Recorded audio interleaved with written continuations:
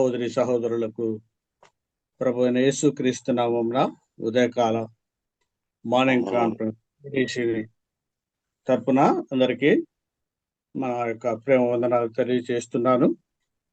ఈ దినమున డిసెంబర్ 4వ తేదీ 2025 ఈ ప్రారంభించి 4721 రోజు దినమున మనం ఇలా చేరి రావడానికి ప్రభు తన మహాకృప చూపాడు. తన కృపాస్తముల కింద భద్రపరిచి సజీవ లెక్క నుంచి ఈ దినమును మనకు అనుగ్రహించినందుకు దేవుని స్తుతిద్దాం. ఈ కూడికను ప్రార్థనతో ప్రారంభించుకుందాం. మన మధ్య మరి రూపసన్న ఉన్నారు, ప్రార్థించాలని కూర్చున్నాం. నమ్మగల పరిశుద్ధులైన తండ్రి, నమ్మకమైన దేవ, గతించిన రాత్రంతా మమ్మల్ని కాచి కాపాడి భద్రపరిచి మంచి విశ్రాంతిని అనుగ్రహించి ప్రభా సజీవుల లెక్కలో మమ్మల్ని ఉంచి ప్రభా మరొకసారి ప్రాతకాల సమయంలోనే మీ పరిశుద్ధమైనటువంటి పాద సన్నిధిలో ఈ విధంగా ప్రభా మార్నింగ్ కాన్ఫరెన్స్ ప్లాట్ఫామ్ ద్వారా మీరు మాకు అనుగ్రహించిన శ్రేష్టమైన ధన్యత కొరకే మీకు వందనాలు స్తోత్రాలు చెల్లిస్తున్నాం తండ్రి. అనేక మందికి లేనటువంటి గొప్ప భాగ్యాన్ని, ఉదయకాల సమయాన్ని, మీ సన్నిధిని ప్రభా మీ ముఖ దర్శనం చేసుకునటం మాకెంత ఆశీర్వాదకరమో మా జీవితాల్లో అనుభవించి ప్రభా మిమ్మల్ని ఎంతగానో స్తుతిస్తూ ఉంటున్నాం ప్రభా. తండ్రినైనా ఈ యొక్క కార్యక్రమాన్ని నిరాటంకంగా ప్రభా తండ్రి, ఎన్ని ఆటంకాలు వచ్చినా కూడా ప్రభా తండ్రి చక్కగా నడిపిస్తున్నటువంటి మా ప్రియ దాసులు, మీ యొక్క దైవ సేవకులు ప్రభా తండ్రి, బన్నబాసనను బట్టి, కుటుంబాన్ని బట్టి, సంఘమును బట్టి మీకు వందనాలు చెల్లిస్తున్నాం. సహకరిస్తున్నటువంటి ఆయన ప్రభా తండ్రి ప్రతి సహోదర సహోదరులను పెద్దలందరిని బట్టి మీకు వందనాలు. ఈ ఉదయకాల సమయాన్ని ప్రభా తండ్రి నైనా ఈ యొక్క కూడికను మేము ప్రారంభించుకొని చుండగా తండ్రి నైనా మీ యొక్క ఆత్మ సహాయాన్ని మేము కోరుకుంటున్నాం ప్రభా తండ్రి. మా పాటల ద్వారా మీరు మహిమ పొందండి ప్రభా తండ్రి. ఈ రోజున తండ్రి మీ యొక్క వాక్యోపదేశం చేయనైనటువంటి ప్రభా దైవదాసులు ప్రియులు ప్రభా దాసరి ఎలీషా బాబన్న గారిని మీరు అభిషేకించి నైనా ప్రభా తండ్రి మీ ఆత్మ నడిపింపును దయచేసి ప్రభా తండ్రి నైనా మీరు మాకు అవసరమైనటువంటి మాటలు మీరు మాకు దయచేయండి, మమ్మల్ని సంధించండి. మేము కొత్తగా నేర్చుకోవలసినవి ప్రభా తండ్రి, మేము నేర్చుకున్నవి నైనా తండ్రి అనుదిన జీవితంలో ప్రభా తండ్రి అవి అన్వయించుకోవటానికి, మీకు సమీపంగా రావటానికి మీ కృపను దయచేయమని ప్రార్థన చేస్తున్నాం. నడిపిస్తున్నటువంటి ప్రభుదాసనాన్ని బట్టి మీకు వందనాలు ప్రభా. కుటుంబాన్ని జ్ఞాపకం చేసుకోనండి, చక్కగా ఆది మొదలుకొని అంతం వరకు మీరే ఎండు నడిపించి అన్ని విషయంలో మీకే స్తుతి మహిమ ఘనత ప్రభావములు ఆరోపించుకుందరని మా ప్రియ ప్రభు ప్రాణ విమోచకుడు యేసు ప్రభు అతి శ్రేష్టమైన ఉన్నతమైన నామములో నేను స్తుతించి ప్రార్థించి వేడుకుంటున్నాము తండ్రి. ఆమేన్. మంచిది. ప్రార్థించిన ప్రియులు రూపసన్నకు వందనాలు. పాట పాడి వినిపిస్తారు. చరణ పల్లవి 2 చరణాలు మాత్రం. గుడిపాటి తిమోతన్న. దేవునికి స్తోత్రములు. మార్నింగ్ కాన్ఫరెన్స్ కి చేరువచ్చిన దేవుని దాసులకు, పెద్దలకు, సోదరి సోదరులకు ప్రభు అయిన యేసుక్రీస్తు నామమున ప్రేమ వందనాలు. పిల్లరా, ఓ స్తుతి పాట పాడి ప్రభువుని స్తుతిద్దాం. ఈ స్తుతి నీకే మా యేసుదేవా,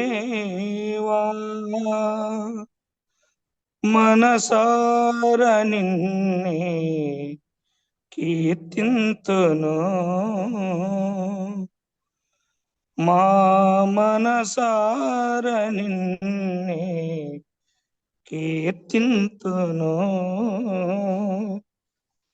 ఈ స్తుతి నీకే మా యేసుదేవా, మనసార నిన్నే కీర్తింతును, మా మనసార నిన్నే కీర్తింతును. పరలోక దూతాలి స్తోత్రాలతోని మా స్తోత్ర గానాలు గైకొనుమా. పరలోక దూతాలి స్తోత్రాలతోని మా స్తోత్ర గానాలు గైకొనుమా. ఈ స్తుతి నీకే మా యేసుదేవా, మనసార నిన్నే కీర్తింతును, మా మనసార నిన్నే కీర్తింతును. జగతికి పునాది నీవని, మాలోని ఊపిరి నీవేనని, జగతికి పునాది నీవని, మాలోని ఊపిరి నీవేనని, మా పోషకుడవు నీవేనని, మా కాపరివి నీవేనని, మా పోషకుడవు నీవేనని, మా కాపరివి నీవేనని, మా హృదయాలలో ఉండాలని, నీ సాక్షిగా మేము బ్రతకాలని, ఈ స్తుతి నీకే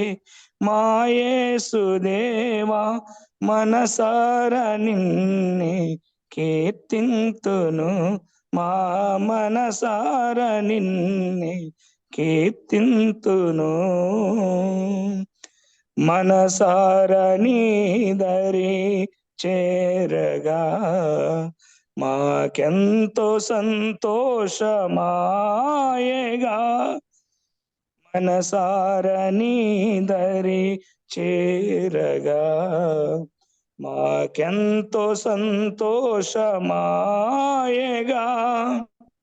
హల్లెలూయా స్తుతి మధుర గీతాలతో మా హృది ప్రవహించే సెలయేరులా, హల్లెలూయా స్తుతి మధుర గీతాలతో మా హృది ప్రవహించే సెలయేరులా, నీ మధుర ప్రేమను చాటాలని, నీ జీవ బాటలు నడవాలని, ఈ స్తుతి నీకే మా యేసుదేవా, మనసారా నిన్నే కీర్తింతును, మా మనసారా నిన్నే కీర్తింతును, పరలోక దూతాలి స్తోత్రాలతోనే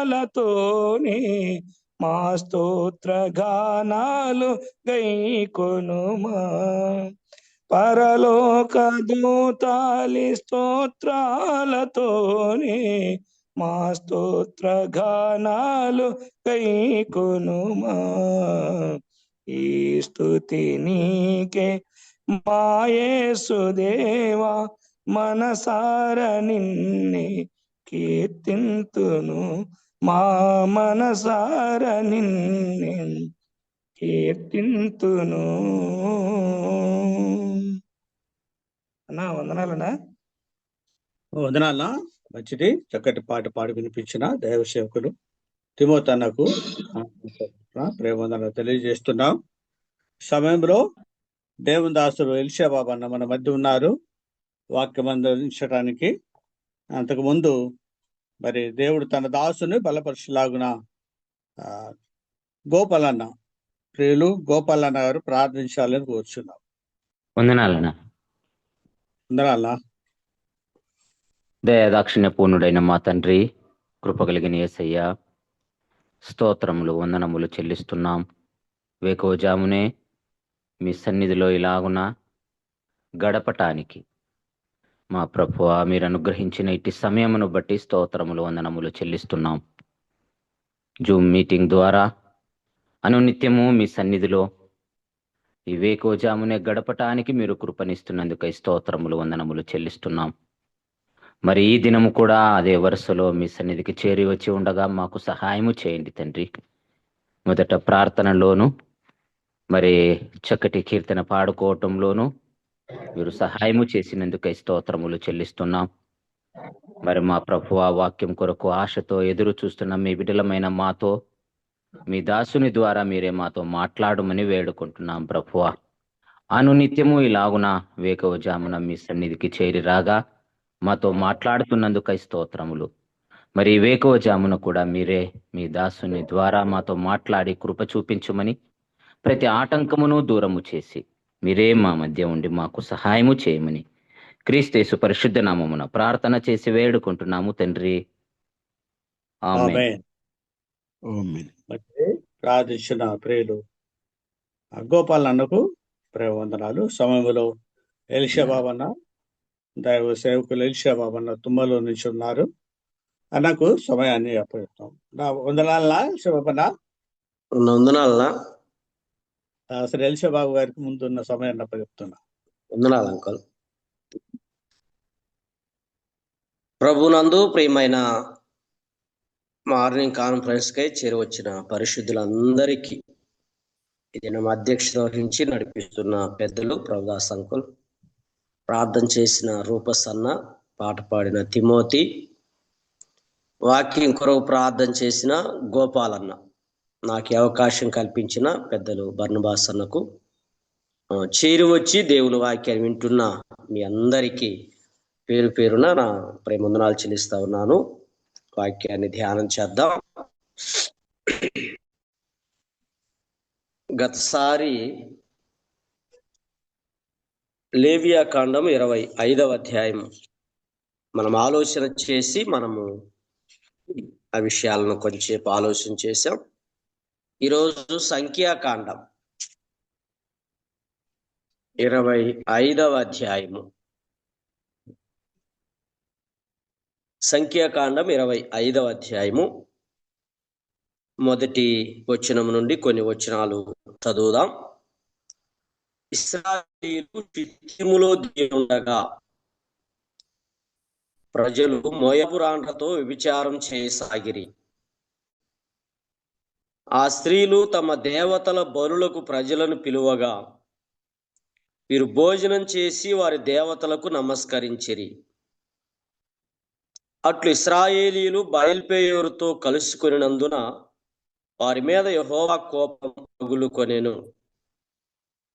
అప్పుడు యెహోవా మోషేతో ఇట్లనెను, నీవు ప్రజల అధిపతుల అందరినీ తోడుకొని యెహోవా సన్నిధిని సూర్యునికి ఎదురుగా వారిని ఉరితీయము.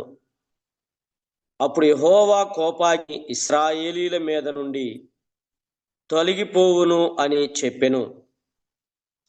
కాబట్టి మోషే ఇశ్రాయేలు న్యాయాధిపతులను పిలిపించి, మీలో ప్రతివాడును బయల్పెయోరుతో కలుసుకున్న తన వశములోని వారిని చంపవలనని చెప్పెను. దేవుడు ఈ మాటలు మనందరి వినికిడిలో విరిచి పంచిపెట్టునుగాక.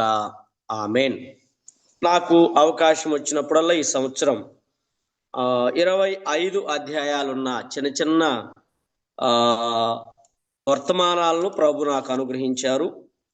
గతసారి ఆదికాండం 25వ అధ్యాయంలోను అబ్రహాముగా ఎలా మారాడో విషయాలు విన్నాం. నిర్గమాకాండం 25వ అధ్యాయంలో మందసం, బల్ల, దీపవృక్షం ఈ విషయాలను గురించి విన్నాం.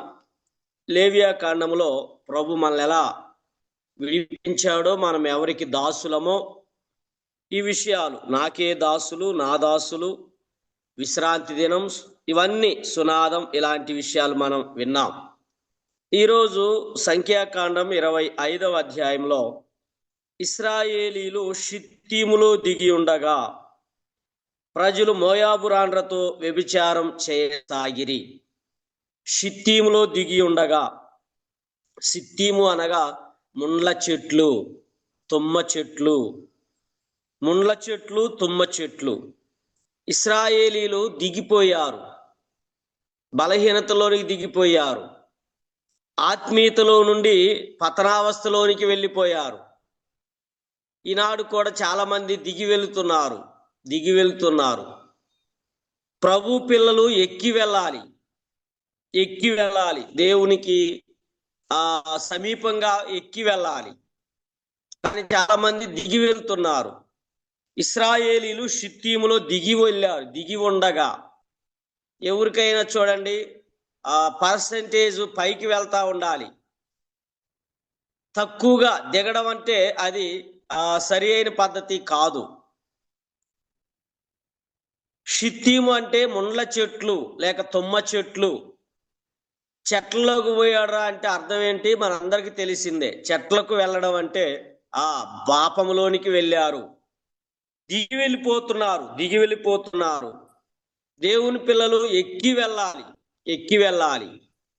చూడండి, దేవుని వాక్యములో లూకా సువార్త 10వ అధ్యాయంలో ఒక వ్యక్తి దిగి వెళుతూ నష్టపోయాడు. మనందరికీ తెలిసిన వచ్చిన భాగాలే. ఊరికే అట్లా సహవాసం కోసం మనం వాక్య అర్థంలో దిద్దుకోవడం కోసం ఈ మాటలు మనం విందాం. లూకా సువార్త 10వ అధ్యాయము 30 వచనం నుండి. అందుకు యేసు ఇట్లనెను, ఒక మనుష్యుడు యెరూషలేము నుండి యెరికో పట్టణమునకు దిగి వెళ్ళుచు దొంగల చేతిలో చిక్కెను. వారు అతని బట్టలు దోచుకొని అతని కొట్టి కొరప్రాణంతో విడిచిపోయిరి. దిగి వెళ్ళడంలో పతనావస్థలోనికి వెళ్ళిపోతున్నారు. ఇక్కడ యెరూషలేం అంటే ఉన్నత స్థలం, దేవుని సింహాసనం, దేవుని యొక్క అత్యున్నత సన్నిధి కలిగిన స్థలం. ఇప్పుడు ఇతడు యెరూషలేము నుండి యెరికోకు దిగి వెళుతున్నాడు. దిగి వెళ్ళడం అంటే ఆత్మీయంగా బలహీనపరచబడుతున్నాడు, ఆత్మీయంగా బలహీనతలోనికి వెళ్ళిపోతున్నాడు, దిగి వెళుతున్నాడు. దొంగల చేతిలో చిక్కాడు, బట్టలు దోచుకున్నారు, కొరప్రాణంతో కొట్టబడ్డాడు. ప్రియమైన వార్లరా, విశ్వాసి ఎక్కి వెళ్ళాలి, దిగకూడదు. ఆత్మీయంగా దిగిపోవడం అంటే నష్టానికి దారి తీస్తుంది, దిగిపోకూడదు. చాలా మంది దేవుని సన్నిధి నుండి దిగి వెళ్ళిపోతున్నారు. లోకం, లోకాశలు, లోక కార్యక్రమాలు, లోక సంబంధమైన విషయాలలో. కానీ దేవుని పిల్లలు ఎక్కి వెళ్ళాలి. యేసేపును కూర్చొని చదువుదాం. చూడండి, ఆదికాండం 48వ అధ్యాయం లేక 49వ అధ్యాయం. ఆదికాండం 49వ అధ్యాయం 22. ఆదికాండం 49:22. యేసేపు ఫలించెడి కొమ్మ, ఊట యొద్ద ఫలించెడి కొమ్మ, దాని రెమ్మలు గోడ మీదకి ఎక్కి వ్యాపించును. దేవుని పిల్లలు ఎక్కి వెళ్ళాలి. ఫలించడానికి ఎక్కి వెళ్ళిన యేసేపు, గోడ మీదకి ఎక్కి ఫలించిన యేసేపు. ఎక్కి వెళ్ళాలి, దిగి వెళ్ళకూడదు. మనం చదివిన వచనములో ఇశ్రాయేలీలు షిత్తీములో దిగి ఉండగా, దిగినందువల్ల నష్టపోయారు, దిగినందువల్ల ఆత్మీయంగా పతనమైపోయారు. అక్కడ ఏం జరిగింది అంటే మోయాబు రాండ్రతో వ్యభిచారం చేసిరి. దేవునికి ఇష్టం లేని కార్యం అదండి, వ్యభిచరింపకూడదు. నేను మీ దేవుడని యెహోవాను, నేను తప్ప వేరొక దేవుడు ఉండకూడదు. వ్యభిచారం దేవుడు ఉండదండి. దిగి వెళ్ళినందున ఆత్మీయంగా వారు భ్రష్టత్వంలోనికి వెళ్ళారు. ఇంకా చూడండి, సంఖ్యాకాండం 25వ అధ్యాయం 2వ వచనం. ఆ స్త్రీలు తమ దేవతల బలులకు పిలువగా, ప్రజలను పిలువగా, వీరు భోజనం చేసి వారి దేవతలకు నమస్కరించిరి. ఇశ్రాయేలీలు ఏ స్థితిలోనికి వెళ్ళారో మనకి ఇక్కడ అర్థమవుతా ఉంది. వారు తమ దేవతల బలులకు పిలువగా, దానియేలు కదండి, రాజు భుజించు భోజనం తింటేనే నేను అపవిత్రునైపోతాను అని తన్ను తాను పవిత్రపరుచుకున్నాడు. కానీ వీళ్ళు ఇశ్రాయేలీలు తమ దేవతల బలులకు ప్రజలను పిలువగా వీరు భోజనం చేసి పవిత్రత లేకుండా పోయారు, ప్రత్యేకత లేకుండా వెళ్ళిపోయారు, దిగి వెళ్ళారు, పతనావస్థ స్థితిలోనికి వెళ్ళారు. మోయాబు రాండ్రతో వ్యభిచారం చేస్తున్నారు, వారి దేవతలకు నమస్కరించిరి. మనం నమస్కరించాల్సింది ఎవరికి? 95వ కీర్తన 7వ చరణములో, 95వ కీర్తన 7వ చరణములో, రండి నమస్కారం చేసి సాగిలపడుదము, మనలను సృజించిన యెహోవా సన్నిధిని నమస్కారం చేయుదాం. వీళ్ళు ఎవరికి నమస్కరించారు? దేవతకు నమస్కరించారు. ఎవరికి నమస్కరించాలి? సృష్టికర్తకు. 7వ చరణం, 95వ కీర్తన 7వ చరణం. రండి నమస్కారం చేసి సాగిలపడుదము, మనలను సృజించిన యెహోవా సన్నిధిని మోకరించుదాం. సాగిలపడదాం, నమస్కరిద్దాం. ఎవరికి? సృష్టికర్తకు. వీరేమో దేవతలకు బలులకు పిలిస్తే వెళ్ళిపోయారు, భోజనం చేశారు, దేవతలకు నమస్కరించిరి. మొర్దుకై కదా, నేను యూదుడను గనుక ఆ పని చేయను. ఏ పనయ్యా? హామానుకు నేను నమస్కరించను. నేను యూదుడను హామానుకు నమస్కరించను, మానవునికి నమస్కరించను. కానీ వీరు దేవతలకు బలులు కర్పిస్తే ఆ బలులకు వెళ్ళారు, భోజనం చేశారు, వారి దేవతలకు నమస్కరించారు. ప్రకటన గ్రంథంలో మనం చదువుతాం, తమ కిరీటములను ఆయన సింహాసనం ఎదుట వేశారు. 24 పెద్దలు, నీవే మహిమ ఘనత ప్రభావములను పొంద అర్హుడవని చెప్పుచు నీ దేవుడిని యెహోవా ఎదుట వారు సాగిలపడ్డారు. ప్రియమైన వారులారా, ఈ చిన్న వచనాన్ని మనం ఇక్కడ అర్థం చేసుకుందాం. ఇశ్రాయేలీలు షిత్తీములో దిగగా, ఇశ్రాయేలీలు షిత్తీములో దిగిపోయారు. ఆత్మీయ పతనావస్థితిలోనికి వెళ్ళారు. దిగి వెళ్ళడం అంటేనే నష్టపోవడం. ఇశ్రాయేలీలు వ్యభిచారం చేస్తున్నారు మోయాబు రాండ్రతో. ఆ స్త్రీలు తమ దేవతల బలులకు పిలువగా వీరు భోజనం చేసి వారి దేవతలకు నమస్కరించిరి. ఎవరికి నమస్కరించాలి?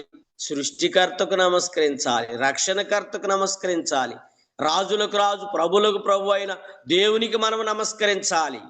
వీరు ఆ దేవతలకు నమస్కరించిరి. దేవుడి కోపం రగులు కొన్నది. అదే కదా 3వ వచనంలో, అట్లు ఇశ్రాయేలీలు బయలుపేరుతో కలుసుకొనినందున వారి మీద యెహోవా కోపం రగులుకొనెను.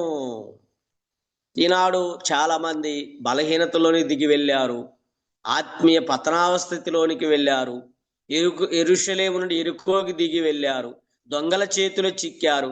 సాతానుడు వారిని ఆత్మీయంగా ఆ పతనావస్థితిలోని తీసుకెళ్ళాడు. మనం ఎలా ఉన్నాం? ఎక్కి వెళ్ళే వారంగా ఉన్నామా?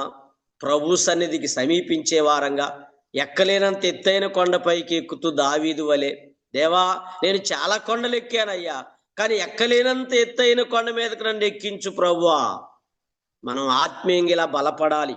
ప్రభు సమీపించే కొలది మనలో ముడత మచ్చ కలంకము లేకుండా పవిత్రంగా ఉదక స్నానం చేత దినదినం ఆయన పాద సన్నిధికి వస్తూ, ఆయన స్తుతిస్తూ, ఆయన కీర్తిస్తూ, ఆయన మహిమపరుస్తూ, ఆత్మీయంగా ఎక్కడ దిగి వెళుతున్నామో, ఆత్మీయంగా ఎక్కడ బలహీనపరచబడుతున్నామో, ఆరోగ్యపరంగా డాక్టర్ గారి దగ్గరికి వెళ్తే మనకున్న బలహీనతలు చెప్తాడు. ఇక్కడ బలహీనంగా ఉన్నది, ఇక్కడ సరిలేదు, ఈ అవయవం సరిలేదు అని చెప్తాడు.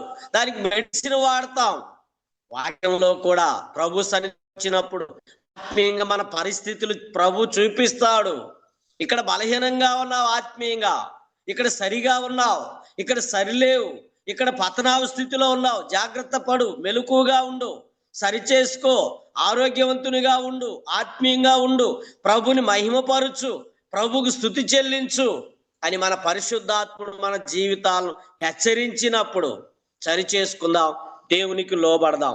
ఇక్కడ 7వ వచనం చూడండి. 7వ వచనం 25, సంఖ్యాకాండం 25:7. యాజకుడైన అహరోను మనమడు ఎలియాజరు కుమారుడు ఫినెహాసు అది చూచి, ఏం చూశాడు ఫినెహాసు? 6వ వచనం, మోషే కన్నుల ఎదుటను ప్రత్యక్షపు గుడారం యొక్క ద్వారమునొద్ద ఏడ్చుచుని ఇశ్రాయేలీల సర్వ సమాజం యొక్క కన్నుల ఎదుటను ఇశ్రాయేలీలలో ఒకడు తన సహోదరుల యొద్దకు ఒక మిద్యాను స్త్రీని తోడుకొని వచ్చి అసలే దేవుని కోపం రేపి భయంకరంగా దేవుడు ఉగ్రత చూపిస్తా ఉంటే, అక్కడ చాలా మందిని చంపేస్తా ఉంటే, ఒకడు పరిగెత్తుకుంటా వచ్చి తన సహోదరుల యొద్దకు ఒక మిద్యాను స్త్రీని తోడుకొని వచ్చాడు.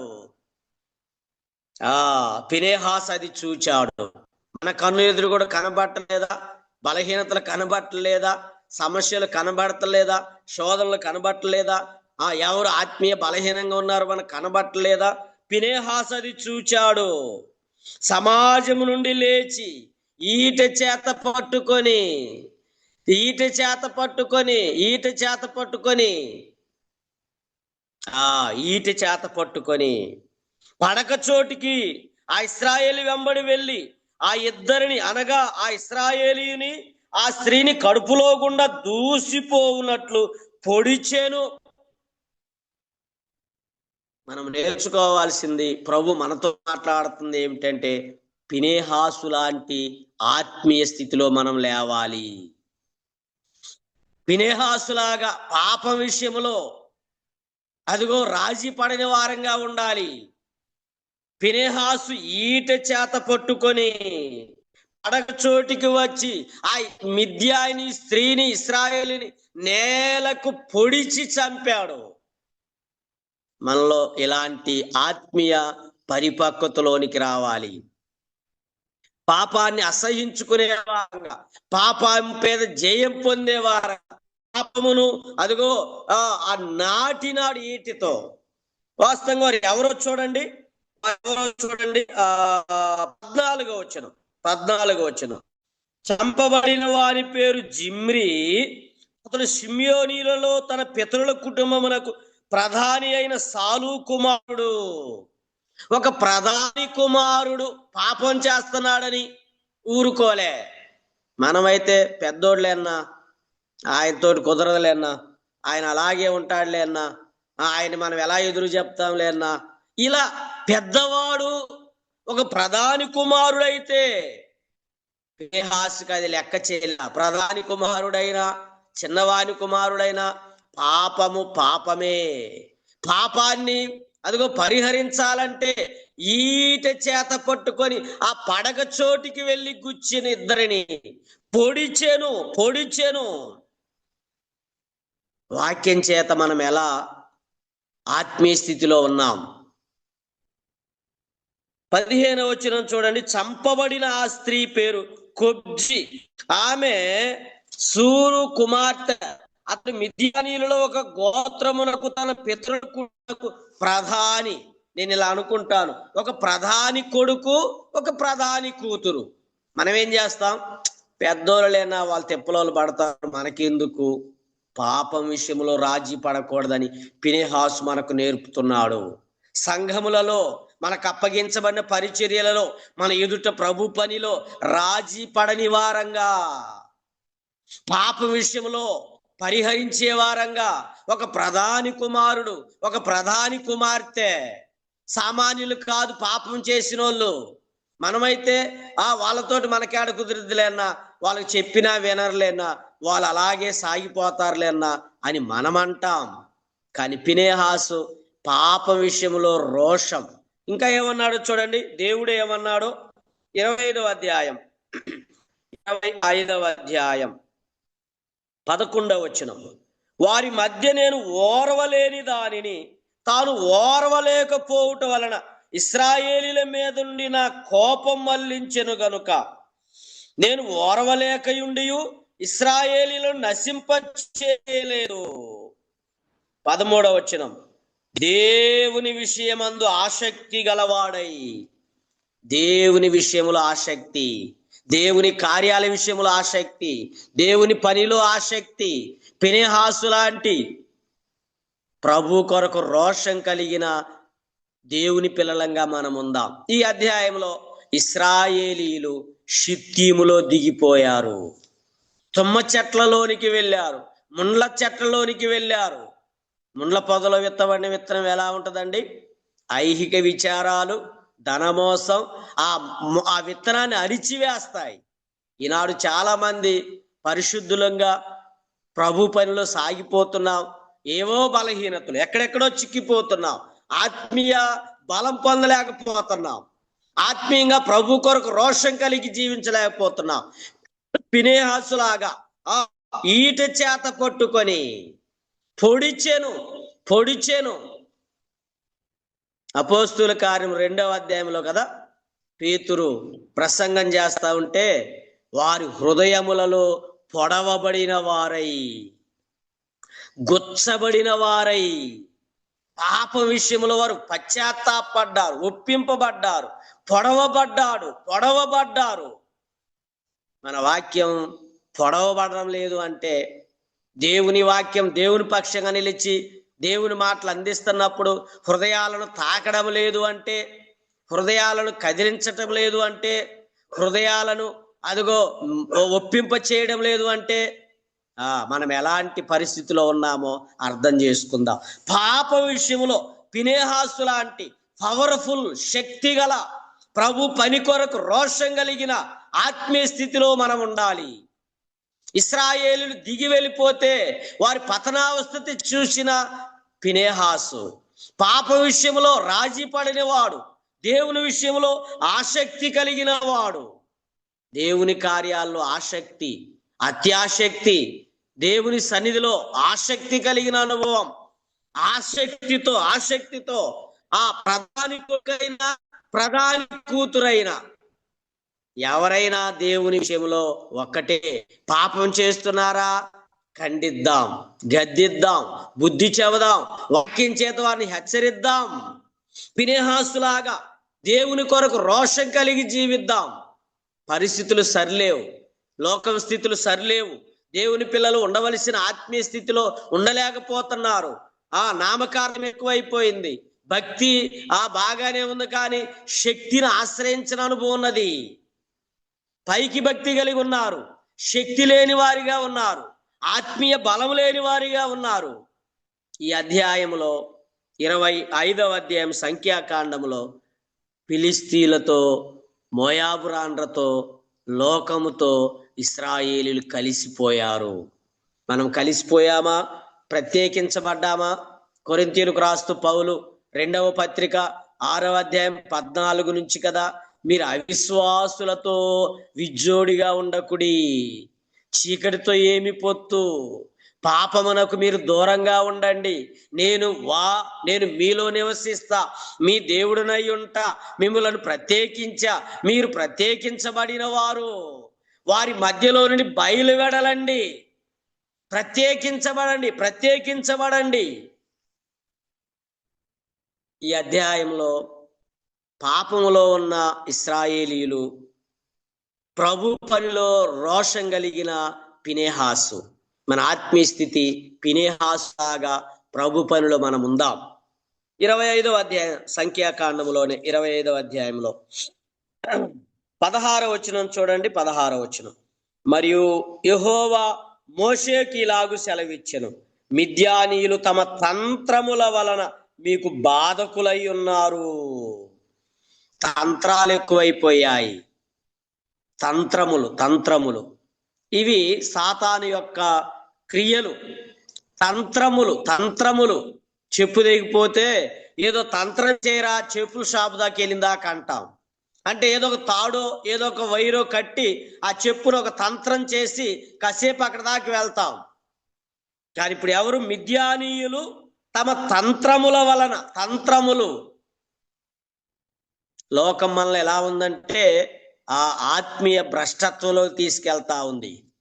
అందుకే కదా కొరింథీయులకు రాస్తూ పౌలు ఏమంటాడో చూడండి, ఒక వచనం. కొరింథీయులకు రాసిన 2వ పత్రిక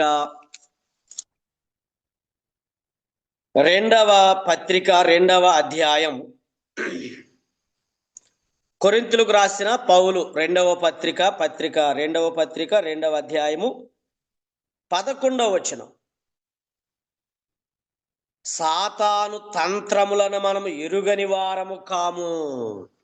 మిద్యానీయులు మీకు తంత్రముల చేత, వారు తమ తంత్రముల చేత. సాతాను కూడా తంత్రములు చేస్తాడు, ఆత్మీయ బలహీనతలో తీసుకెళ్తాడు, ఏవేవో ఆశలు చూపుతాడు, ఆత్మీయ నష్టంలో తీసుకెళ్తాడు. ప్రభు రాబోతున్నాడు. విశ్వాసులంగా, పరిశుద్ధులంగా, ప్రభు పిల్లలంగా ఆయన ఎదుట నిలిచినప్పుడు సిగ్గుపడనక్కరలేని పనివారంగా, ప్రభు ఎదుట నిలిచినప్పుడు సిగ్గుపడనక్కరలేని పనివారంగా మన జీవితాలు ఉంచుకుందాం. ద్వితీయోపదేశకాండం 25వ అధ్యాయం. 25వ అధ్యాయం 19వ వచనం. ద్వితీయోపదేశకాండం 25:19. కాబట్టి నీవు స్వాధీనపరుచుకున్నట్లు నీ దేవుడని యెహోవా స్వాస్థ్యముగా నీకిచ్చుచున్న దేశములో చుట్టుపట్లనున్న నీ సమస్య శత్రులు లేకుండా చేసి నీ దేవుడని యెహోవా నీకు విశ్రాంతి దయచేసిన తర్వాత ఆకాశము క్రింద నుండి అమాలేకీయుల పేరు తుడిచివేయవలెను. ఇది మరిచిపోవద్దు, ఇది మరిచిపోవద్దు. ఏది మరిచిపోవద్దు? అమాలేకీయుల పేరు తుడిచివేయవలెను, ఇది మరిచిపోవద్దు. చాలాసార్లు మనం మరిచిపోతా ఉంటాం, మర్చిపోయాలే అంటా ఉంటాం, మతిమరుపుతో చూస్తూ ఉంటాం. కానీ ఇక్కడ అమాలేకీయుల పేరు తుడిచివేయాలి, ఇది మర్చిపోవద్దు. చాలాసార్లు ఇశ్రాయేలీలు దేవుని మరిచిపోతున్నారు, రక్షకుని మరిచిపోతున్నారు, సృష్టికర్తను మరిచిపోతున్నారు, దేవుని గొప్ప కార్యాలు మరిచిపోతున్నారు, ఉపకారాలు మరిచిపోతున్నారు. కానీ ప్రభు అంటున్నాడు, ఇది మరిచిపోవద్దు, ఇది మరిచిపోవద్దు. పరిశుద్ధులంగా అమాలేకీయుల పేరు తుడిచివేయాలి. అమాలేకు అనగా లోయ నివాసి, అమాలేకు అనగా లోయ నివాసి. లోయ అంటే లోపల దాగి ఉండేవాడు. ఆత్మీయంగా మన జీవితాలు లోయ స్థితిలోనికి వెళ్తే శరీర కార్యములు లోపల నివసిస్తాయి. వీటిని చంపేద్దాం. కొలస్సీలకు రాస్తూ పౌలేమన్నాడో చూడండి. కొలస్సీలకు రాసిన పత్రిక, కొలస్సీలకు రాసిన పత్రిక 3వ అధ్యాయం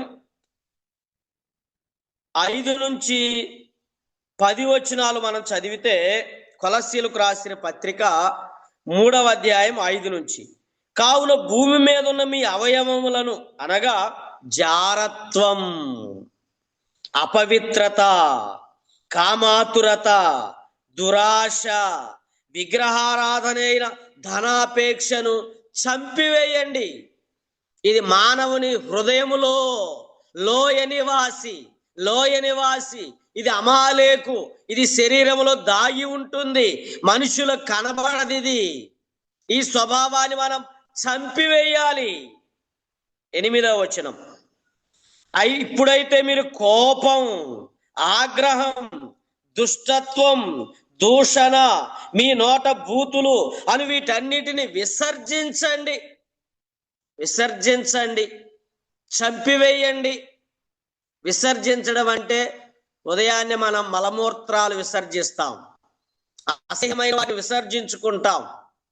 యోబు కదా, చెడుతనమును విసర్జించిన వాడు. కొన్ని విసర్జించాలి. అవి మానవ హృదయం లోపల నివసించి ఆత్మీయ భ్రష్టత్వంలోని తీసుకెళ్తాయి. ఒక విశ్వాసిని పతనావస్థ స్థితిలోని తీసుకెళ్తాయి, ఒక విశ్వాసిని ఆత్మీయంగా దిగి వెళ్ళే స్థితిలోని తీసుకెళ్తాయి. వీటిని మనం చంపివేయాలి, వీటిని మనం విసర్జించాలి. 10వ వచనం, ఒకరితో ఒకడు అబద్ధమాడకుడి, ఏలయనగా ప్రాచీన స్వభావమును దాని క్రియలతో కూడా మీరు పరిత్యజించాలి, చంపివేయాలి, విసర్జించాలి.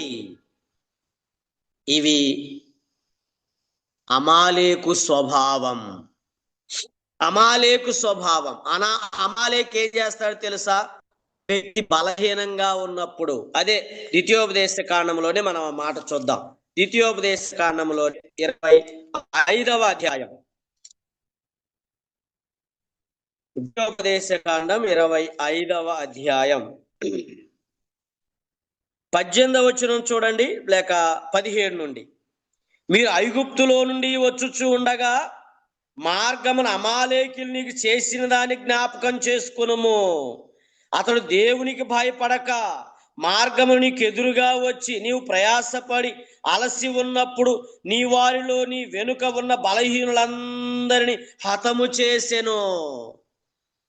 అమాలేకు స్వభావం, ఎవరు ఆత్మీయ బలహీనంగా ఉంటాడో వాళ్ళను చంపివేస్తాడు.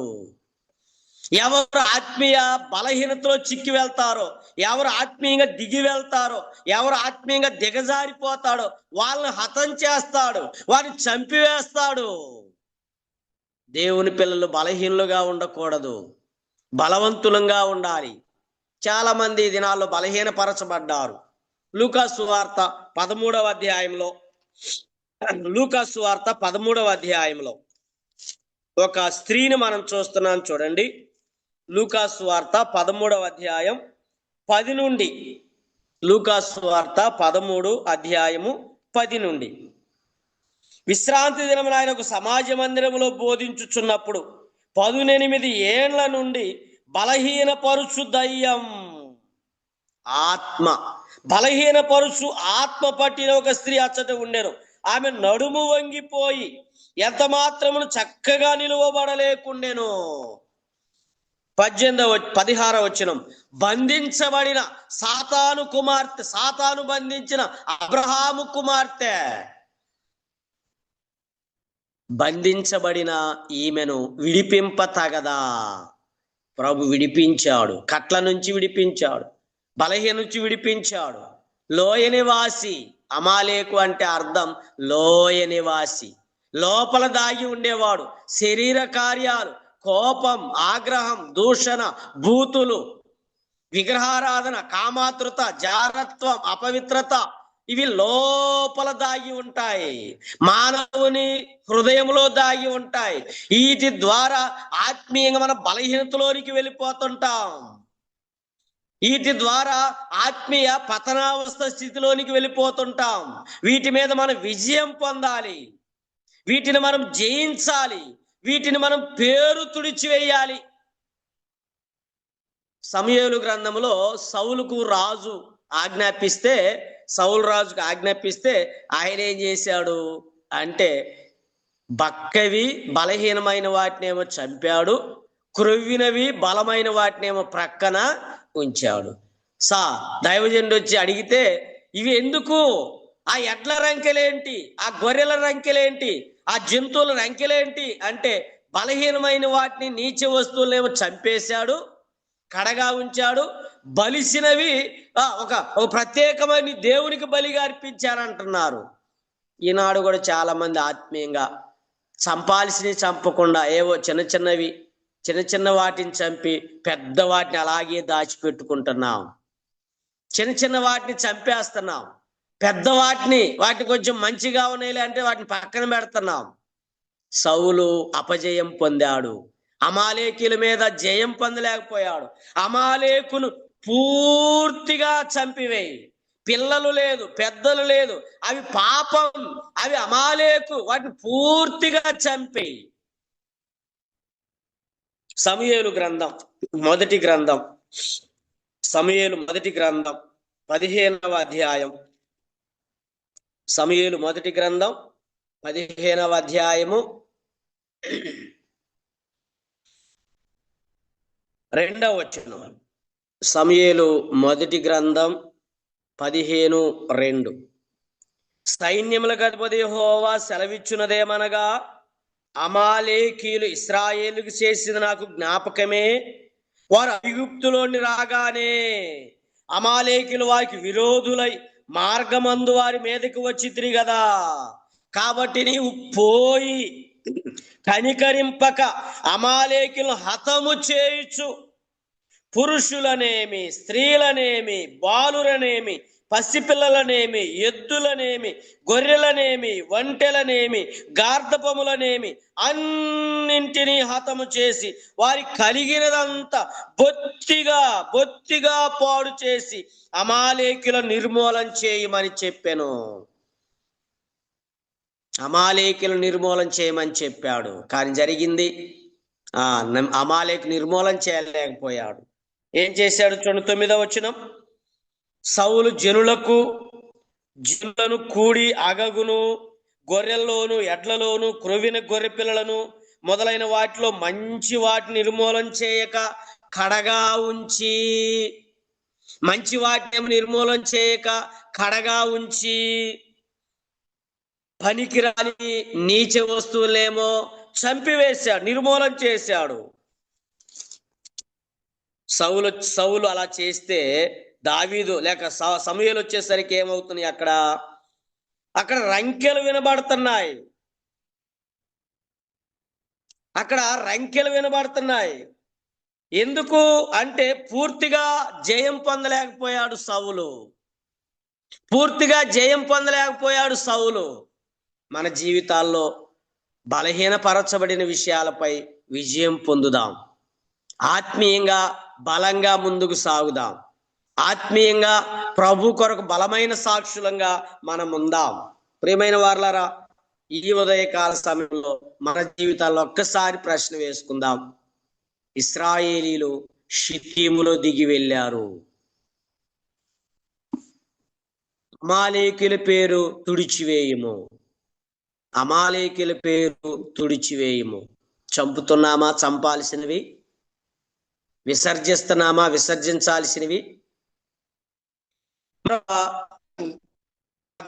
వెళ్దాం. సమూయేలు మొదటి గ్రంథం 25వ అధ్యాయం. సమూయేలు మొదటి గ్రంథం 25వ అధ్యాయం. సమూయేలు మొదటి గ్రంథం 25వ అధ్యాయం. సమూయేలు మృతి నొందగా 2వ వచనం. కర్మేలులోని మాయోనునందు వాడొకడు కాపురం ఉండెను. అతడు బహు ఆస్తి గలవ భాగ్యవంతుడు. అతనికి 3000 గొర్రెలను 1000 మేకలు ఉండెను. అతడు కర్మేలులో తన గొర్రెల బొచ్చు కత్తిరించుటకై పోయి ఉండెను. అతని పేరు నాబాలు. అతని భార్య పేరు అబీగయిలు. ఈ స్త్రీ సుబుద్ధియు రూపసియు గలదై ఉండెను. చర్యలను బట్టి చూడగా నాబాలు మోటువాడును దుర్మార్గుడునై ఉండెను. అతడు కాలేబు సంతతి వాడు. నేను 25వ అధ్యాయం ఉన్న చిన్న అధ్యాయాలు నేను ఆలోచన చేస్తున్నా. ఆదికాండం 25వ అధ్యాయం, నిర్గమకాండం 25వ అధ్యాయం, లేవియాకాండం 25వ అధ్యాయం, సంఖ్యాకాండం 25వ అధ్యాయం, ద్వితీయోపదేశ కాండం 25వ అధ్యాయం. ఇప్పుడు సమూయేలు మొదటి గ్రంథం 25వ అధ్యాయాన్ని మనం ఆలోచన చేద్దాం. కొద్ది నిమిషాలే మనకున్న ఈ సమయంలోనే. ఇక్కడ నాబాలు, అబీగయిలు, దావీదు కనబడుతున్నాడు. నాబాలు కాలేబు సంతతి వాడు. కానీ కాలేబుకున్న ఆ మంచి లక్షణాలు నాబాలులో లేవు. నాబాలు ఎలా ఉన్నాడు అంటే పనికి మాలిన వాడు అని ఒక పనివాడు చెప్తున్నాడు. ఎంత సిగ్గుచేటండి! ఒక పనివాడు తన యజమాని గురించి ఏమని చెప్పాలా? ఏం చెప్పాలా? ఏం చెప్తున్నాడు అంటే, అమ్మా, మన యజమానుడు పనికి మాలిన వాడు. మన యజమానుడు పనికి మాలిన వాడు. మన యజమానుడు అవివేకి. మన యజమానుడు మోటువాడు. మన యజమానుడు దుర్మార్గుడు. మన యజమానుడు సరిలేడు. చూడండి, ఒక పనివాడు చెప్తున్నాడు మన యజమాని లేక మన నాబాలు సరిలేడు. కాలేబు సంతతి వాడే, కానీ కాలేబు లక్షణాలు లేవు. ఈనాడు విశ్వాసులమే, కానీ విశ్వాసం ఏ మేరలో ఉన్నది? పరిశుద్ధత ఏ అనుభవంలో ఉన్నది? నీతిమంతులం, నీతి ఏ పరిస్థితిలో ఉన్నది? ఏ అనుభవంలో ఉన్నది? ఏ అనుభవంలో ఉన్నది? చాలాసార్లు పెరుగు తోటకూరలో పెరుగు లేనట్టుగా, మైసూరు బోండాలో మైసూరు లేనట్టుగా, నేతి బీరకాయలో నెయ్యి లేనట్టుగా విశ్వాసములో మనం సాగిపోతున్నాం. ఉన్నది అనుకుంటున్నాం, ఉండాల్సినంత లేదు. భక్తి ఉన్నది అనుకుంటున్నాం, భక్తి లేకుండా ఉంటున్నాం. శక్తి లేకుండా ఉంటున్నాం. నీతిమంతులం అనుకుంటున్నాం, నీతిమంతులుగా ఉండవలసినంత ఆత్మీయ స్థితిలో ఉండలేకపోతున్నాం. పరిశుద్ధులు అనుకుంటున్నాం, పరిశుద్ధత కలిగి లేకపోతున్నాం. ప్రభు లాంటి పరిశుద్ధత. క్రైస్తవులమని చెప్పుకుంటున్నాం, క్రీస్తు లేకుండా ఉంటున్నాం. ఈ అధ్యాయంలో నాబాలు మోటువాడు, దుర్మార్గుడు, పనికి మాలిన వాడు, గర్విష్టి. ప్రియమైన వారలారా, త్రాగుబోతు, నా భోజనం నాది, నా భోజనం నా సంపాదన నాది అంటున్నవాడు. ప్రియమైన వారలారా, మన జీవితాలు ఎలా ఉన్నాయి? నాబాలు వలె ఉంటే ఇప్పుడైనా సరి చేసుకుందాం. నాబాలు లాంటి లక్షణాలు లేకుండా ఉందాం. అతను కాలేబు సంతతి వాడే, కానీ కాలేబుకున్న మంచి లక్షణాలు లేవు. యిప్పెను కుమారుడైన కాలేబు, యెహోషువలు కనానులో ప్రవేశించిరి. మిగిలిన వారికి కాలేబుకు, యెహోషువకు ఒక ప్రత్యేకమైన స్థితిని మనం చూస్తున్నాం. ఈ ఉదయకాలం మన ముందున్న ఆత్మీయ స్థితిలో ఒక విశ్వాసి ఎలా ఉంటున్నాడో మన ముందున్నవి. లేవ్యకాండంలో, సంఖ్యాకాండంలో చదివాం. ఇశ్రాయేలీలు షిత్తీములో దిగిపోయారు. ద్వితీయోపదేశ కాండంలో ఇశ్రాయేలీలు అమాలేకీల పేరు తుడిచివేయటం మరిచిపోతున్నారు. దేవుని క్రియలు మరిచిపోతున్నారు. వెనుకొన్నవి మరిచిపోతున్నారు. ముందున్న వాటి కొరకు పరిగెత్తలేకపోతున్నారు. ముందున్న వాటి కోసం పరిగెత్తలేకపోతున్నారు. ఇక్కడ సమూయేలు గ్రంథంలో మనం చదువుతున్నాం, నాబాలు దుష్టుడు, పనికి మాలిన వాడు, అవివేకి, దుర్మార్గుడు, త్రాగుబోతు, గర్విష్టి. ఈ వ్యక్తి ఎలా ఉన్నాడంటే లోకానికి సాదృశ్యంగా ఉన్నాడు. ఒక నమ్మని వ్యక్తికి గుర్తుగా ఉన్నాడు. మన కుటుంబాలు లేరా ఇలాంటి వారు? మన చుట్టూ లేరా ఇలాంటి వారు? మనం ఇలాంటి స్థితి కలిగి లేమా? ఇవి సరి చేసుకుందాం. వీటికి మనం స్వస్తి చెప్దాం. రెండవది, నాబాలును చూస్తున్నాం. సుబుద్ధి, రూపసి. సుబుద్ధి, రూపసి. సుబుద్ధి అండి, రూపసి.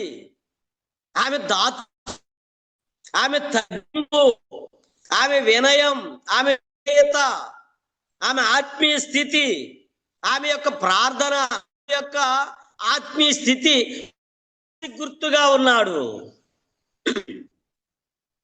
ఒక విశ్వాసి గుర్తుగా ఉన్నారు. మూడవది, దావీదును చూస్తాం ఈ అధ్యాయంలో. దావీదు ఎలా ఉన్నాడంటే దేవుని లక్షణాలను దావీదులో చూస్తాం. ఉపకారం చేసిన వాడు, కాపరిగా ఉన్నవాడు, కీడు చేయనివాడు, కాచినవాడు, మేలు చేసినవాడు దావీదు. దావీదులో దేవుని లక్షణాలు. అబీగయిలో విశ్వాసికి ఉండవలసిన లక్షణాలు. నాబాలులో దౌర్భాగ్య స్థితి. భాగ్యవంతుడు అనుకుంటున్నాడు కానీ దౌర్భాగ్య స్థితి. ప్రియమైన వారలారా, మన ఆత్మీయ జీవితం ఎలా ఉంది? ప్రభు ఎదుట నిలిచినప్పుడు బలా నమ్మకం, ప్రభు మనలను తన ఎదుట నిలిచినప్పుడు బలా అని చెప్పగలుగుతున్నాడా? బలహీనపరచబడుతున్నామా? ఆత్మీయంగా ప్రభు రాబోతున్నాడు, బలంగా ఉందాం. ప్రభు కొరకు ఆత్మీయ బలవంతులంగా సాగి వెళ్దాం. బలవంతంగా సాగి వెళ్దాం. రాజుల రెండవ గ్రంథం 25వ అధ్యాయం. రాజుల రెండవ గ్రంథం 25వ అధ్యాయం 3వ వచనం. రాజుల రెండవ గ్రంథం 25:3. 4వ నెల 9వ దినమందు పట్టణములో క్షామం అఘోరమాయను, దేశపు జనులకు ఆహారం లేకపోయెను. నేను ఇలా అర్థం చేసుకున్నా, నేను అన్వయించుకున్నా. ఆహారం అంటే వాక్య ఆహారం కరువు అయ్యే దినాలు ఉన్నాయి. క్షామం, కరువు, అఘోరం, ఎక్కువగా వాక్యం లేని దినాల్లో మనం ఉంటున్నాం.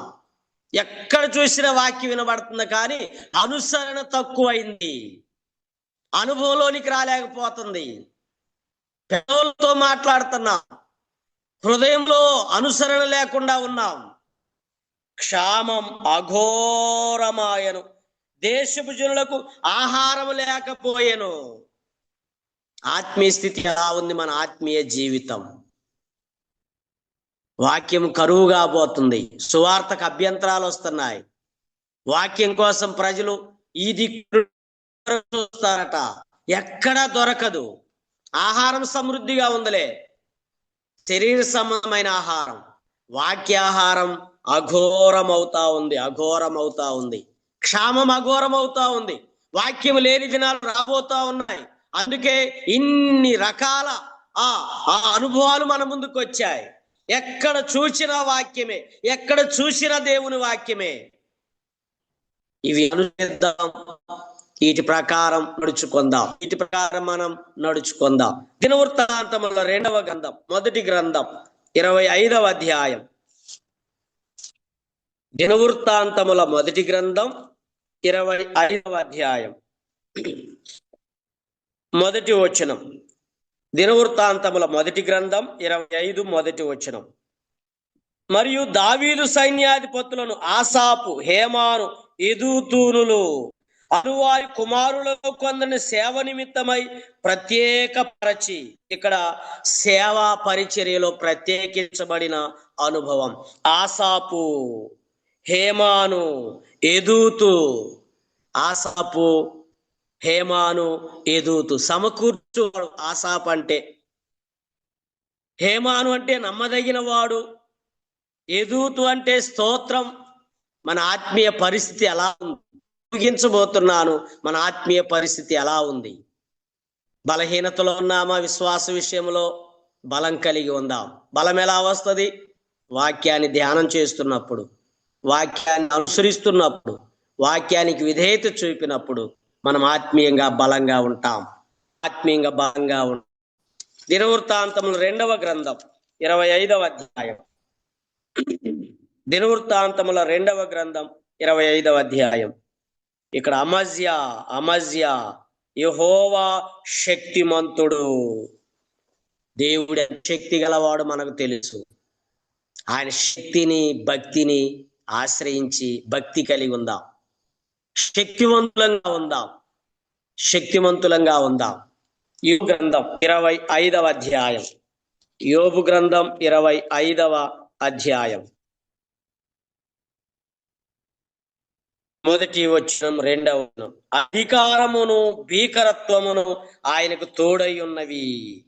ఆయన తన ఉన్నత స్థలములలో సమాధానం కలుగు చేయును.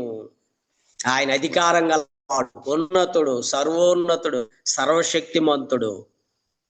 ఇలాగ మనం చదువుతా వెళ్తే కీర్తనలు 25, సామెతలు 25, యెషయా 25, ఇర్మియా 25, ఎజ్కేలు 25, మత్తయి 25, అపోస్తలుల 25 అధ్యాయాలను మీరు వ్యక్తిగత ఆలోచించే అందులో ఉన్న ఆత్మ సంబంధమైన విషయాలను అన్వయించుకుందాం. నేను ముగించాను. సంఖ్యాకాండం 25వ అధ్యాయంలో ఇశ్రాయేలీలు షిత్తీములో దిగి వెళ్ళారు. తుమ్మ చెట్లలో, ముండ్ల కంపలో. ఈనాడు విశ్వాసి బలహీనపడుతున్నాడు. బలంగా ఉందాం. ద్వితీయోపదేశ కాండములో అమాలేకుల పేరు తుడిచివేద్దాం. ఇలాగూ ఒక్కొక్క అధ్యాయాన్ని మనం వ్యక్తిగతంగా ఆలోచన చేసి ప్రభు ఎదుట నిలిచినప్పుడు బలా నమ్మకమైన మంచి దాసులంగా ప్రభు కొరకు సాక్షులంగా ఉందాం. దేవుడి మాటలు మన వినికిడిలో విరిచి పంచిపెట్టునుగాక. ఆమేన్. అంకుల్, వందనాలు. చక్కటి వాక్య పరిచర్య సంఖ్యాకాండం మొదలుకొని యోబు వరకు 25వ అధ్యాయాలలో తీసుకున్న మాటలను బట్టి దేవుని స్తుతిద్దాం. హిత్తీయులు దిగి ఉండగానే మాటను బట్టి ప్రారంభించి నిర్గమకాండం, సంఖ్యాకాండం, లేవీకాండం, ద్వితీయోపదేశ కాండం, రాజులు, ప్రతి మరి పుస్తకములో 25వ అధ్యాయంలో తీసుకుని లేఖనాలు మన ముందు ఉంచారు. అది దిగిపోకుండా, దిగిన వారై నష్టపోయారు. కాబట్టి దిగిపోకుండా దినదినము ప్రభునందు వృద్ధి చెందుతూ పైకి ఎదిగే వారముగా, పైకి ఎక్కే వారముగా దావీదు వలె మనం ఉండాలని మరి లేఖనాల ద్వారా జ్ఞాపకం చేసిన ప్రియులు దాసరి ఎలిషబాబన్నకు ప్రేమ వందనాలు చెల్లిస్తున్నాం. అలాగూ ప్రారంభ ప్రార్థన చేసిన రూపసన్నకు, పాట పాడి వినిపించిన తిమోతనకు, మరి వాక్య నిమిత్తం ప్రార్థించిన గోపాలనకు, ఉదయకాల కాన్ఫరెన్స్ తరఫున ప్రేమవందనాలు చెల్లిస్తూ చివరిగా మన మధ్య దేవుని దాసులు బనబస్ అన్నగారు ఉన్నారు. ప్రార్థన చేసి ఆ విషయాలు తెలియజేసి ముగిస్తారు. అన్నకు ముందున్న సమయాన్ని అప్పచెప్తున్నాను. కృపగల మా తండ్రి, మీ నామానికి స్తోత్రాలు చెల్లిస్తున్నాం. ఉదయకాల సమయమున మీ పాద సన్నిధిలో మేము జీవం గల మీ మాటలు విని మేలు పొందుటకు సహాయం చేశారు. ఎక్కలేనంత ఎత్తైన స్థలాలకు మీరు మమ్మల్ని ఎక్కించేవారు అన్నారు. మీరు దిగి వెళ్లకుండా జాగ్రత్త పడటకు సహాయం చేయమని, దుష్టులు దేవుని మర్చి జనులందరూ పాతాళానికి దిగిపోదురు. అయితే మేము విమోచింపబడిన ప్రజలం దినదినము ఎక్కి వెళ్ళే స్థితిలో ఉండకు సహాయం చేయమని వాక్యం అంచిన మీ దాసుని ఆశీర్వదించండి. నడిపించిన మీ దాసుడు ప్రభుదాస్ అన్న కూడా దీవించండి. ఆరోగ్య విషయంలో కృప చూపించండి. విన్న ప్రతి ఒక్కరిని మీ దీవెన చేత నన్ను నింపమని మా ప్రభు అయిన యేసు క్రీస్తు నామమున ప్రార్థించి వేడుకుంటున్నాం తండ్రి. ఆమేన్.